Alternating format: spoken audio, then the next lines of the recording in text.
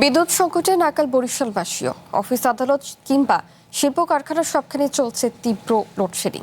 দিনে প্রায় অর্ধেক সময় অন্ধকার থাকছে জেলার বিভিন্ন এলাকা। এতে চরম ভোগান্তিতে পড়েছেন গ্রাহকেরা। গ্যাসের সংকটের কারণে এমন পরিস্থিতির সৃষ্টি হয়েছে বলে জানিয়েছে সংশ্লিষ্ট কর্তৃপক্ষ। সারা দেশের মতো তীব্র বিদ্যুৎ বিভ্রাট চলছে বরিশালে। পল্লী বিদ্যুতের আওতাধীন এলাকাগুলোর অবস্থা সবচেয়ে নাজুক। দিনের অর্ধেকের বেশি সময় বিদ্যুৎ পাচ্ছে না বাসিন্দারা। ফলে অফিস আদালত থেকে শুরু করে বাসাবাড়িতে দেখা দিয়েছে চরম দুর্ভোগ। একদিকে যেমন দাপ্তরিক কাজে ব্যাহত হচ্ছে, অন্যদিকে চরম ক্ষতির মুখে পড়ছেন ক্ষুদ্র ও মাঝারি শিল্পের কর্মজীবীরা। সকালে গেলে সন্ধ্যার মধ্যে কারেন্ট পাওয়া যায় না। কোনো রকম একটু যদি ওয়েদার খারাপ হয় তাহলে 4-5 দিনে কারেন্ট থাকে না। বিদ্যুৎ যাওয়ার পরিমাণটা দীর্ঘ সময়, আইপিএস যে ব্যাকআপ নিবে, চার্জ নিবে, সেটা নিতে পারছে না। নগরবাসীও অতুষ্ট হয়ে পড়েছে।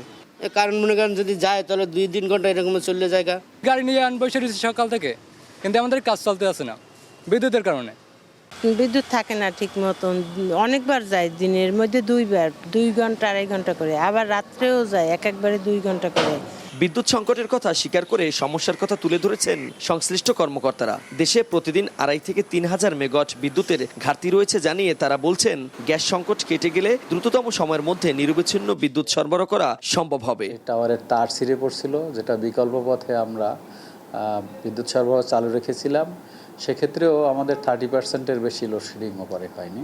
আমরা যে পরিমাণ বরাদ্দ পাই সেই অনুসারে আমাদের গ্রাহক প্রান্তে বিদ্যুৎ সরবরাহ করা হয়ে থাকে। গতকাল রাত 10টায় ছিল 53 মেগাওয়াট, আমার বরাদ্দ ছিল 39 মেগাওয়াট। যেহেতু এই ঘাটতির কারণে গ্রাহক প্রান্তে আমাদের লোডশেড করতে হয়েছে। বর্তমানে চাহিদার অর্ধেকেরও কম বিদ্যুৎ পাওয়া যাচ্ছে বরিশালে। এতে দিনে 8 থেকে 10 বার বা তারও বেশি বিদ্যুৎ যাওয়া আসা করছে। Ariful Islam, one news, Barishal.